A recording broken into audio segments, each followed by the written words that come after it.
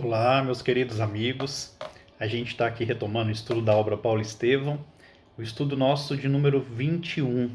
E é com muita alegria que a gente vai retomar essa história maravilhosa naquele momento em que Estevão foi acolhido na Casa do Caminho por Simão Pedro, teve ali suas primeiras impressões, apesar de ter ficado por mais ou menos 15 dias entre a vida e a morte, pôde perceber muita coisa que se passava dentro daquela casa abençoada. Ele acima de tudo pôde sentir aquelas vibrações de amor fraterno, de carinho, de acolhimento, que certamente não sentia há muito tempo na sua vida, já que nos últimos tempos Estevão estava passando por muitas provações, por muitas dores. E como de costume, a gente vai começar esse estudo lendo uma pequena mensagem aqui do livrinho Centelha do Cristo e fazer a nossa oração, pedindo Jesus para poder abençoar mais essa reflexão da obra Paulo e Estevão. Então, mais uma vez, sejam bem-vindos. Compartilhem, na medida do possível, com os amigos de Ideal Espírita, com os familiares, o link desse vídeo, para que ele possa alcançar outras pessoas, para que esse estudo da obra Paulo Estevão possa alcançar outras pessoas. E a gente abre aqui, então, aleatoriamente, a mensagem que está na página 47, Movimenta-te com Jesus, que diz o seguinte: se te encontras na escuridão, o Evangelho é a lâmpada segura para clarear os teus horizontes. Mas, prepara-te, pois os conselhos de Jesus são convites ao movimento. Não creias que por apenas acreditares nos ensinos redentores, estarás salvo. Em verdade, é necessário mover-se, enfrentar a ti mesmo e fazer algo diferente. Claro, sempre seguindo os ensinamentos do Cristo, com sacrifício, abnegação e paciência. Creias ainda no conselho do homem de Tarso: posso todas as coisas em Cristo que me fortalece. Essa mensagem está em Filipenses 4,13. Então, em Jesus nós podemos todas as coisas, obviamente coisas que são ligadas aos ensinos do Cristo, Esse grande médium de Deus que veio trazer para a gente a mensagem redentora, que é o Evangelho. O Evangelho é muito mais do que palavras, meus amigos. O Evangelho é movimento, Evangelho é convite à ação, a movimento, a fazer diferente, a ter atitude diferente para a vida nos dar respostas diferentes. Então, com essa mensagem, movimenta-te com Jesus, a gente vai pedir a proteção a Ele, o nosso Cristo, o nosso Mestre, para que cada um daqueles que estejam conectados nesse momento em seus lares, com esse nosso estudo que a gente faz com muito carinho, ainda com as nossas falhas, com as nossas dificuldades, mas com o coração aberto. Que cada um de vocês que estejam participando, portanto, nos dois planos de ação, físico e espiritual, tenha um fortalecimento em vossos corações, tenha coragem, tenha esperança em dias melhores e, acima de tudo, que esse estudo possa fazer com que a nossa convicção no Evangelho cresça e floresça, e que assim seja. Bom, meus amigos, então, com a permissão de Jesus, a gente vai retomar. Só para a gente recapitular um pouco do estudo de número 20, nós falamos muito daquele momento em que Estevão foi acolhido na Casa do Caminho, ainda era conhecido como Gesiel, na verdade, e ali ele chega no momento em que a casa estava superlotada, mas Pedro consegue, com algumas definições muito belas do que é seguir Jesus, Inclusive quando ele fala que os seguidores de Jesus haviam aprendido com o Mestre que precisam estar atentos o tempo inteiro, que o propósito do Evangelho é acolher todos os irmãos que se encontram no sofrimento. E ali, por mais que ele poderia ter uma certa desculpa de não acolher, porque a casa estava superlotada, ele não deixa de acolher Estevão e aquele outro enfermo que vem ao lado dele, trazidos ali por Efraim, aquele jovem cristão, aquele cristão maduro de Jope, da cidade de Jope. E aí Estevão fica, esses 15 dias aí entre a vida e a morte, recebendo tratamentos de pomadas, de magnetismo, de passes espirituais por meio das mãos abençoadas de Pedro e daqueles primeiros discípulos. Mas Gesiel, ele começa a observar com muita sensibilidade que era da alma e que era natural daquele espírito, que ali eles não eram tratados como um enfermo qualquer, mas eram tratados como verdadeiros irmãos de caminhada, eram tratados com amor. E principalmente a postura de Pedro, que ainda estava ali como um adulto jovem, né? Não era tão velho, mas que tinha uma atitude de pai. Tamanhos cuidados, o carinho, o amor que ele tinha com todos aqueles que ali se encontravam. Não é? E aí quando Gesiel se recupera um pouquinho, Emmanuel traz um detalhe muito importante, e essas descrições de Emmanuel são fantásticas, né? Que consegue realmente nos levar para aquele momento da obra.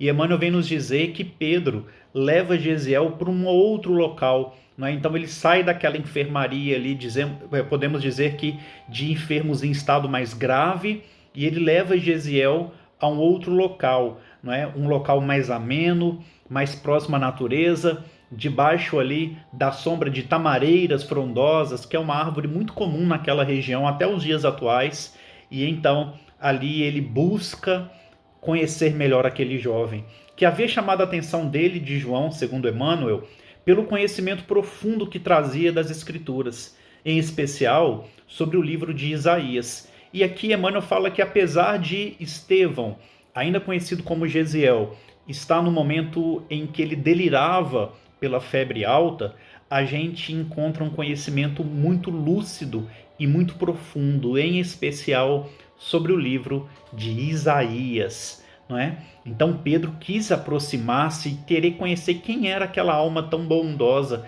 quem era aquele jovem, né, que chamara a atenção ali, certamente não só pelo conhecimento que expressava em meio à enfermidade, mas também pelo magnetismo.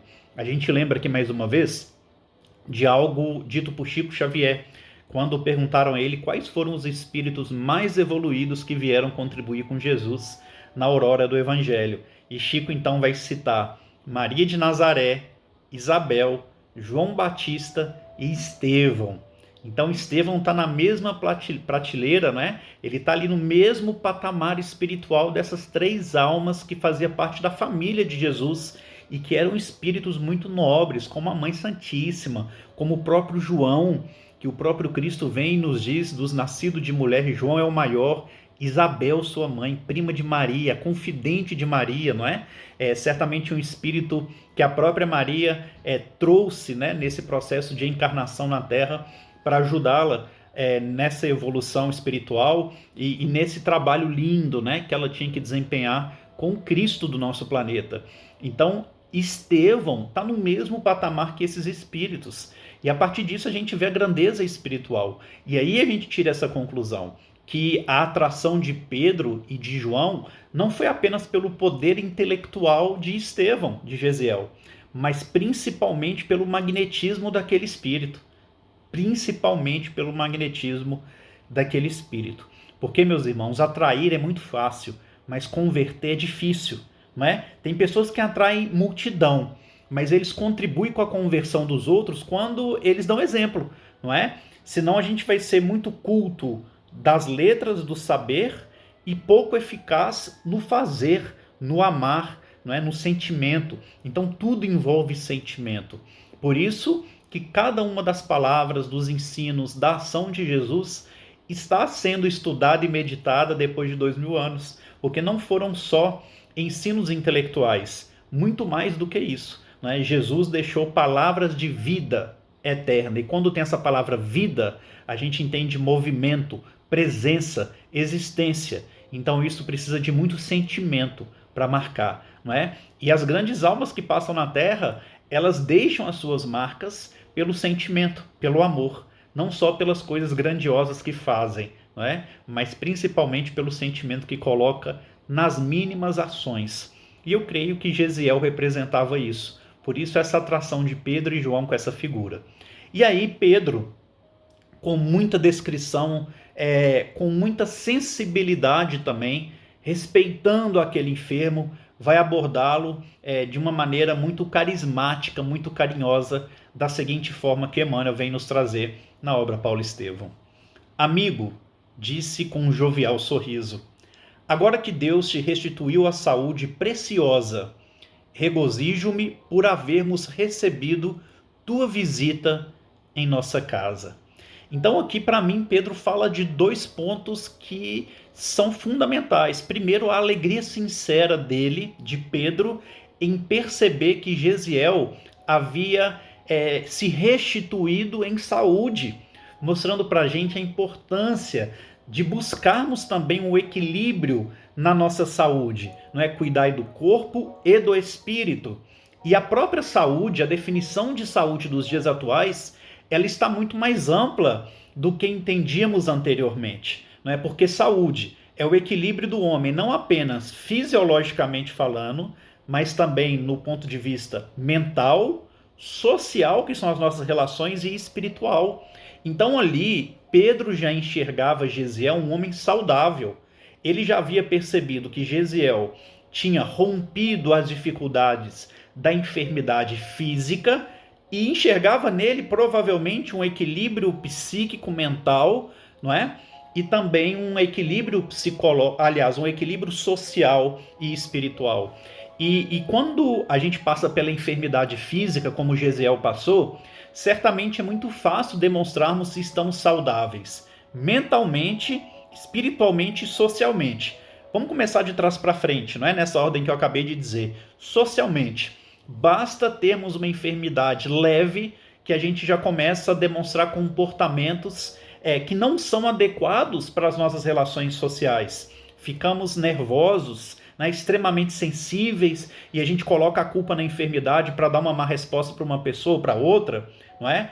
Psicologicamente, a gente está ali naquela perturbação, aquele estado de perturbação que talvez potencialize os problemas fisiológicos, e obviamente espiritualmente também não ficamos bem quando a enfermidade nos acomete, embora o grande convite da enfermidade é nos fazer conectarmos com o equilíbrio psíquico, social e espiritual, não é? A enfermidade física, sendo curada ou não, ela busca nos convidar a estarmos saudáveis nesses outros três aspectos que envolvem saúde: psíquico, social e espiritual, não é? E ali Pedro então fica feliz por perceber que Gesiel entrou no eixo novamente, não é? E que aquela enfermidade física não desestabilizou o psíquico, social e espiritual daquele jovem.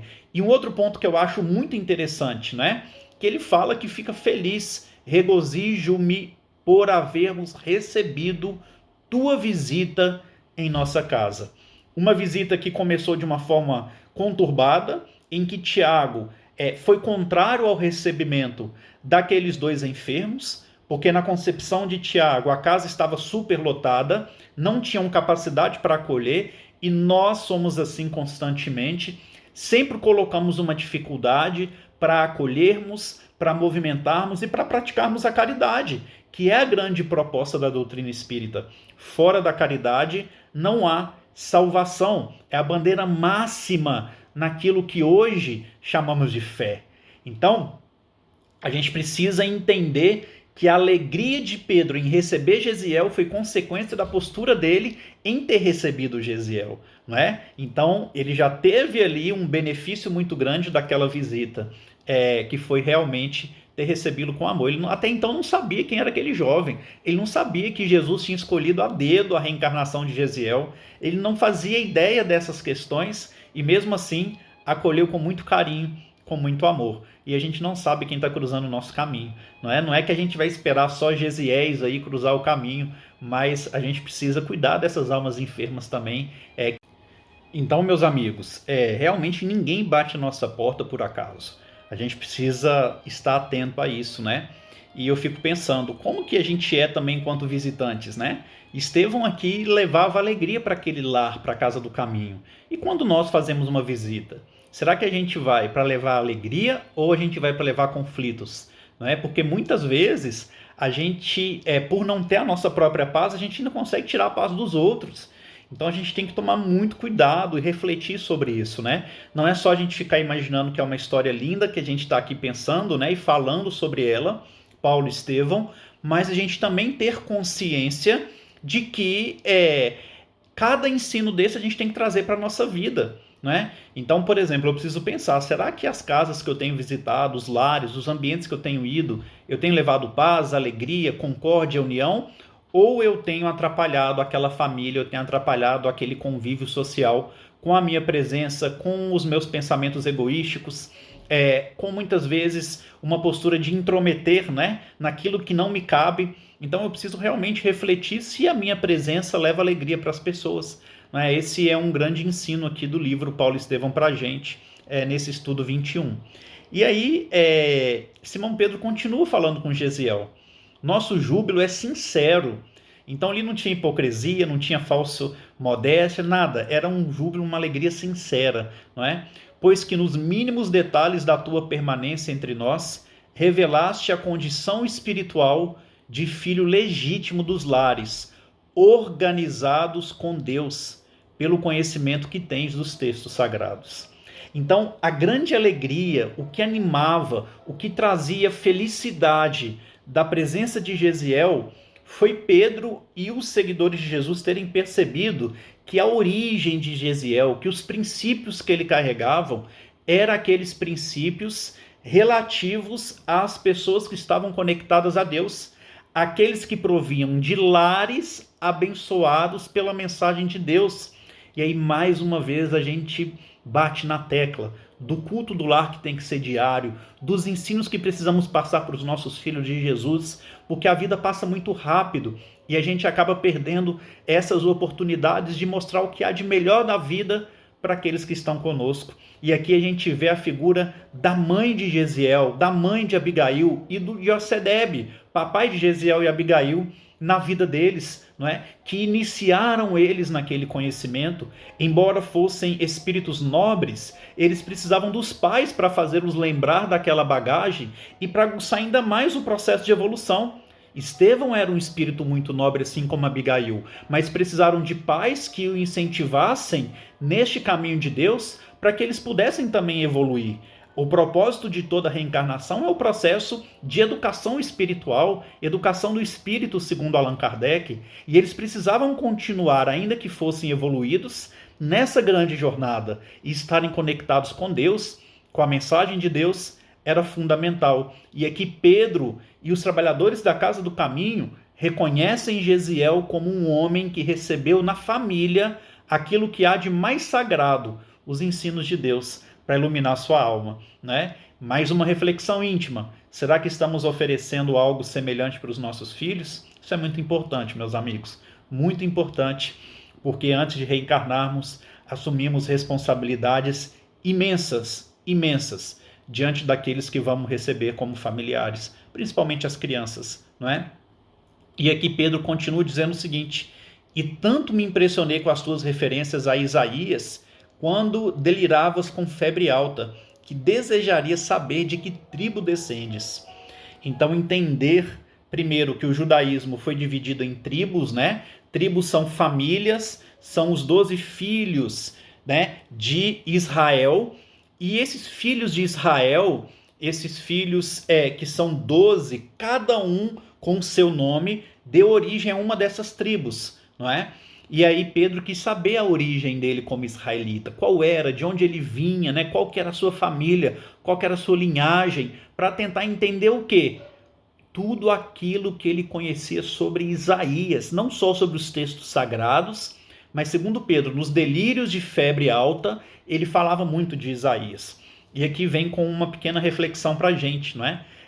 Nós sabemos que existe algo chamado animismo, que é o acesso que nós temos por meio de um processo mediúnico, né, ao nosso passado espiritual, né, a questões que a gente conheceu, que a gente teve contato, e aquilo ali, no meio de um processo mediúnico, pode vir à tona. E sabemos também que na enfermidade, quanto mais grave uma enfermidade, mais sensível estamos às questões espirituais, a nos conectarmos com o nosso espírito imortal. Quanto mais enfermos, menos matéria para nos atrapalhar, a gente realmente fica mais conectado com o espiritual, né? Por isso, uma simples gripe forte vai nos fazer ficar extremamente sensíveis, né? E aí vocês imaginam uma doença grave em que ele estava delirando o tempo inteiro, com febre alta, e obviamente tendo acesso ao seu passado espiritual e deixando fluir ali todo o conhecimento que ele tinha de Isaías, não só dessa vida, mas certamente também de vidas passadas, porque Estevão, para ter esse nível de evolução espiritual, ele obviamente reencarnou várias vezes, não é? Diversas vezes tendo acesso a conhecimentos sagrados. E aqui eu gostaria de ressaltar algo que não é verdade, não é uma verdade absoluta, não estou falando isso para ser o dono da razão, mas apenas uma possibilidade diante de tantos estudos que a gente tem feito da obra. Há, portanto, a possibilidade de estarmos falando do mesmo espírito, tá? O mesmo espírito. Isaías, Gesiel, Isaías e Estevão, né? Serem o mesmo espírito. Ou ainda o próprio Isaías ser um guia espiritual de Estevão, tá? Eu particularmente acredito que se trata do mesmo espírito, por várias questões que a gente encontra nessa obra, tá? Mas aqui é só um parênteses, um paralelo que não tem tanta importância, mas nos faz compreender muita coisa aqui que a gente vê na obra. Combinado? Então vamos seguir com a leitura, que Emmanuel traz aqui um diálogo muito especial, não é? E aí Gesiel, segundo Emmanuel, compreendeu que aquele amigo sincero, antes irmão carinhoso nas horas mais críticas de enfermidade, desejava conhecê-lo melhor, identificá-lo íntima e profundamente, com delicada argúcia psicológica. Então Pedro, ele queria conhecer mais sobre Gesiel e fez isso de uma maneira tão sutil com essa fala dele, mas Gesiel era um homem tão sensível e que percebia tanto as coisas que estavam acontecendo, que ele percebeu de fato que Pedro, na verdade, queria conhecê-lo mais, queria conhecê-lo intimamente, não é? E aí Emmanuel ainda usa, né, argúcia psicológica, né, uma delicada argúcia psicológica. Então Pedro foi delicado, mas ao mesmo tempo ele foi muito sábio psicologicamente, buscando compreender melhor aquele novo amigo, aquele novo irmão. E vejam só o que Emmanuel fala sobre o pensamento de Estevão, de Gesiel naquele momento. Ele achou justo e considerou que não devia desprezar o amparo de um coração verdadeiramente fraterno para o acendramento das próprias energias espirituais. Então Estevão percebeu que naquele momento ele precisava sim de desabafar com Pedro, de contar a sua história, de falar sobre sua vida. E veja que interessante, para o alinhamento, o acendramento das próprias energias espirituais. Então, às vezes, meus amigos, nós temos as nossas necessidades de falar, de procurar alguém da nossa confiança para desabafar, para alinhar, para entrar para o eixo de novo, para o ponto de equilíbrio, quando estivermos passando por alguma dificuldade, por algum problema. Mas vejam só, Gesiel só tomou essa decisão porque percebeu em Pedro uma amizade verdadeira e fraterna. Ou seja, a gente não precisa também sair contando os nossos problemas, as nossas dificuldades, para qualquer pessoa que aparecer na nossa frente. A gente precisa saber até em quem contar nos momentos de dor, de dificuldade, para não piorarmos as nossas dificuldades, não é? E aqui, obviamente, a gente está falando de Pedro, e Gesiel sentiu essa confiança para que ele pudesse realmente estabelecer um diálogo que iria contribuir com seu equilíbrio naquele momento, não é? Então ele começa respondendo Pedro da seguinte maneira: meu pai era filho dos arredores de Sebaste e descendia da tribo de Issacar, esclareceu atencioso. Então ele começa o diálogo respondendo à pergunta de Pedro, não é? A tribo dele é a tribo de Issacar e o pai vinha da região de Sebaste. Né? Então eles começam ali aquele diálogo identificando a família, né? O que era muito comum naquele tempo, né? Falar ali da genealogia familiar, falar da região que vinha, para que eles pudessem se conhecer melhor e compreender a origem de cada um, não é? E aí eles continuam aquele diálogo da seguinte forma: e era tão altamente dedicado ao estudo de Isaías? Perguntou Pedro. Então Pedro estava curioso sobre Isaías, né? Porque ele realmente ficou surpreendido com o conhecimento que Gesiel tinha sobre Isaías. E era altamente dedicado ao estudo de Isaías. Então Pedro não pergunta para Gesiel, mas pergunta sobre o pai de Gesiel. Aliás, pergunta para Gesiel não sobre ele, mas sobre o pai dele. Não é? Porque normalmente o que os filhos apresentavam era o que os pais ensinavam. Não é? Então, se Gesiel demonstrava conhecimento em Isaías, provavelmente é que o pai tinha aquele conhecimento e passou para ele. Não é? Então vejam a importância do papel do pai e da mãe na vida de um ser humano, né? Naquele tempo já era assim, né? Se você apresenta esse comportamento ou esse entendimento da vida, é porque você aprendeu isso dos seus pais, né? Então, como que os nossos filhos estão sendo vistos também lá fora, né? Quais são os valores que a gente tem ensinado para eles serem vistos como os nossos filhos, né? Isso também é muito importante. E aí vejam a resposta de Gesiel, que linda. Estudava, sinceramente, todo o Testamento, sem preferências, talvez de ordem particular.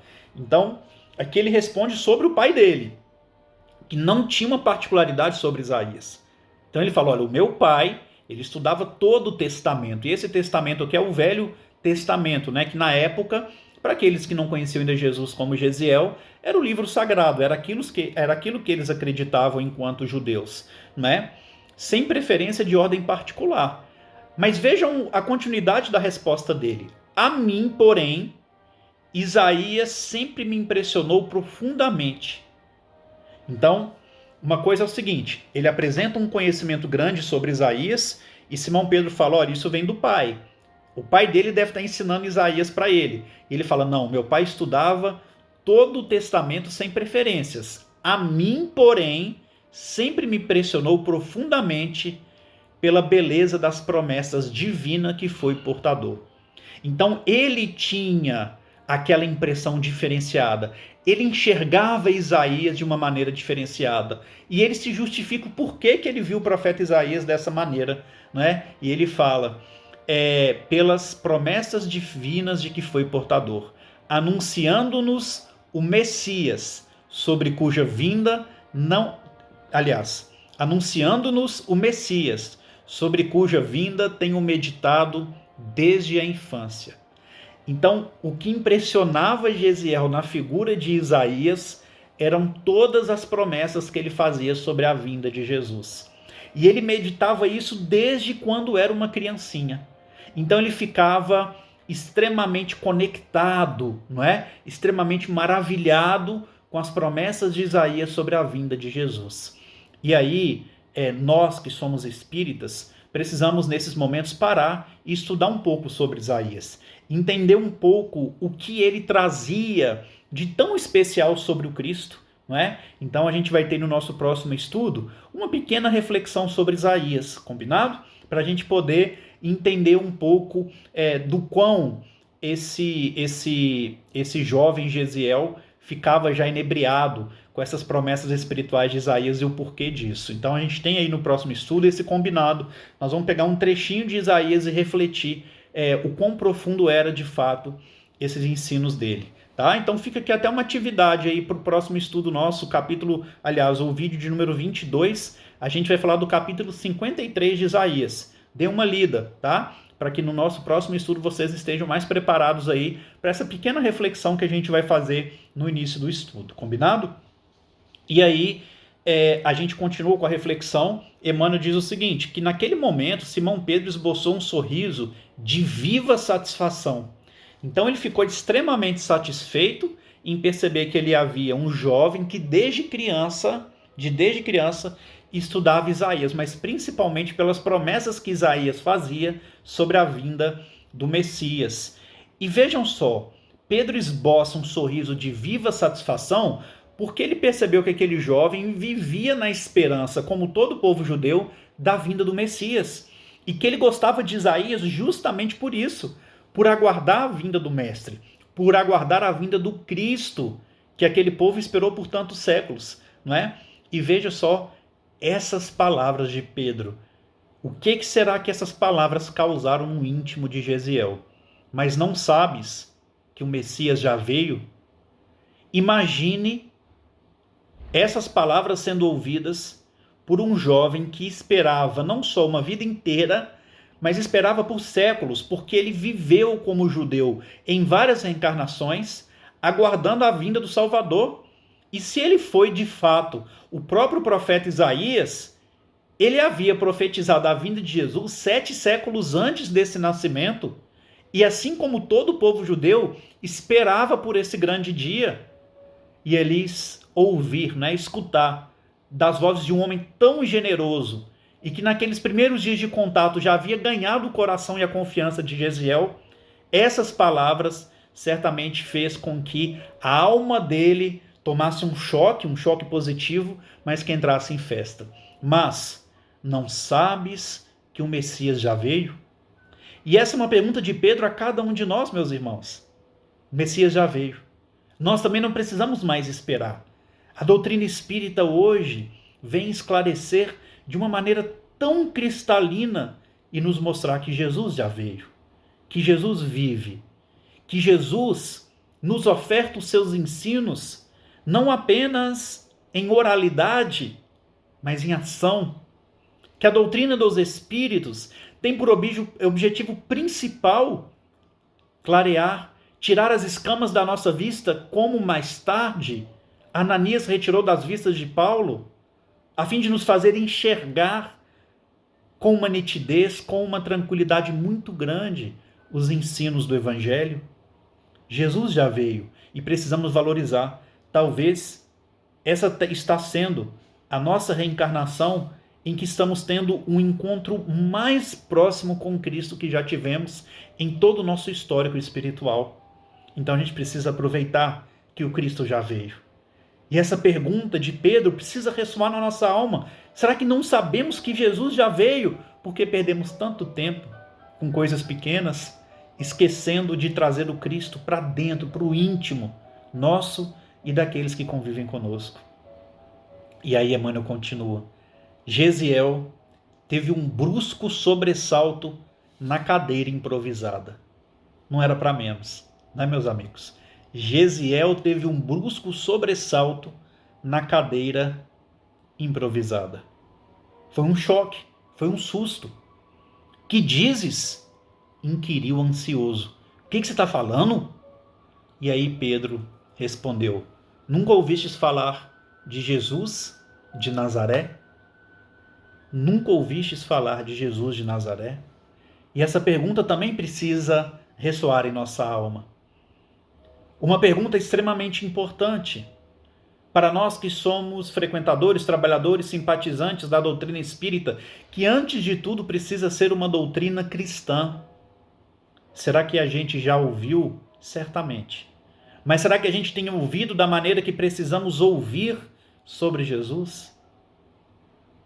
Às vezes, de maneira simples, abordamos temas nas casas espíritas, obviamente ligadas ao Evangelho, a ensinos de Jesus, e costumamos ouvir ao final das palestras: Nossa, Rafael, que bom que você veio e falou sobre Jesus.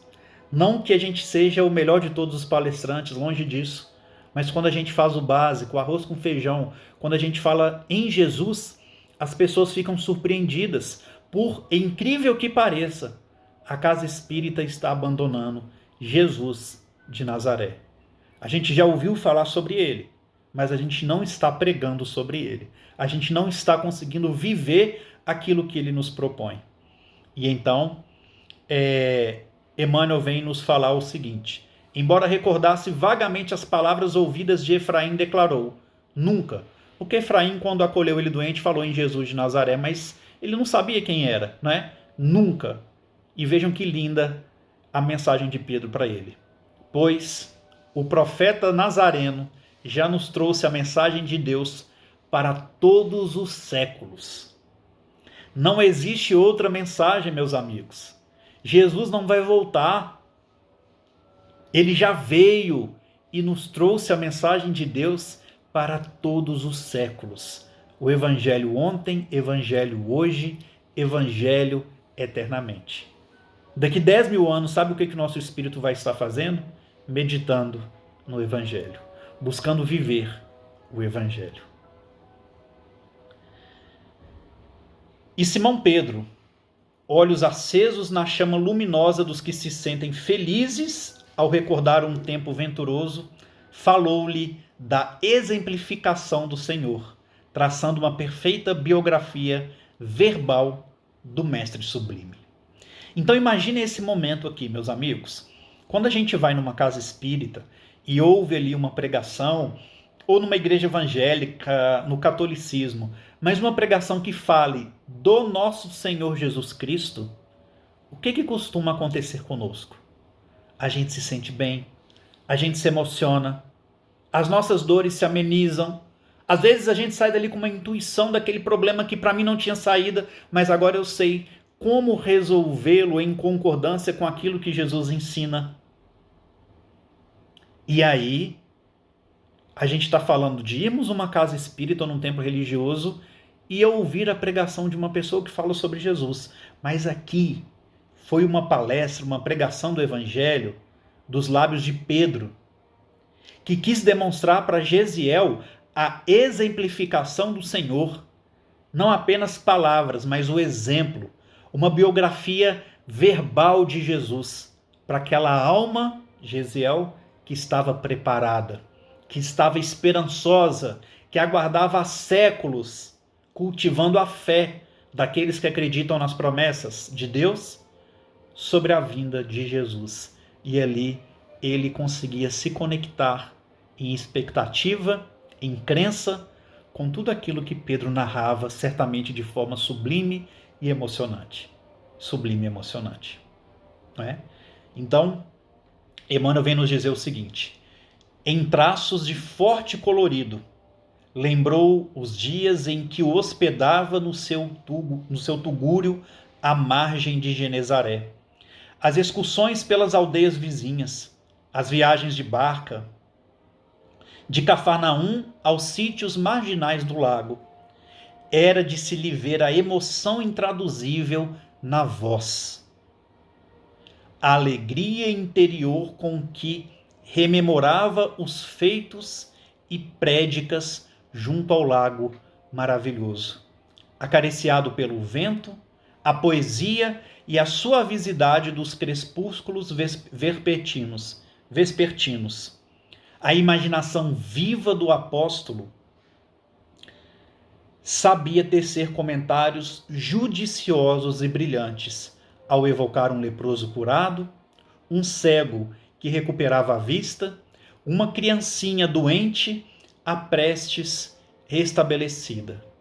Gesiel bebia-lhe as palavras inteiramente empolgado, como se houvesse encontrado um mundo novo. A mensagem da Boa Nova penetrava-lhe o espírito, desencantado como um bálsamo suave. Então, Pedro traz a experiência pessoal. Pedro, com seu verbo, traz a vivência que teve ao lado de Jesus. Traz as próprias emoções de tudo aquilo que ele mesmo havia testemunhado. Não era alguém que tinha contado para Pedro e ele estava passando a história para frente. Ele viveu e por meio da sua voz transparecia o sentimento que envolvia o coração de Gesiel, que a seu turno, segundo Emmanuel, tinha a impressão de conhecer um mundo novo. E o Evangelho, meus amigos, todas as vezes que estamos dispostos a caminhar ao encontro desses grandes ensinos, desse Jesus em movimento, que estamos dispostos a perceber que talvez seremos tocados nas nossas feridas íntimas, podem ter certeza que serão descobrimentos novos. Esse mundo novo do autoconhecimento, esse mundo novo da autotransformação, esse mundo novo da caridade, que é um convite constante para as nossas vidas, nos faz renovar a esperança, nos faz enxergar a vida de uma maneira diferente, nos faz termos a força necessária para seguirmos com Jesus e por Jesus sempre. Que Ele nos abençoe, que Ele nos fortaleça e que a gente possa estar aqui em breve para refletir em mais um estudo da obra Paulo e Estevão, que tem por objetivo nos aproximar do nosso Senhor Jesus. Que assim seja.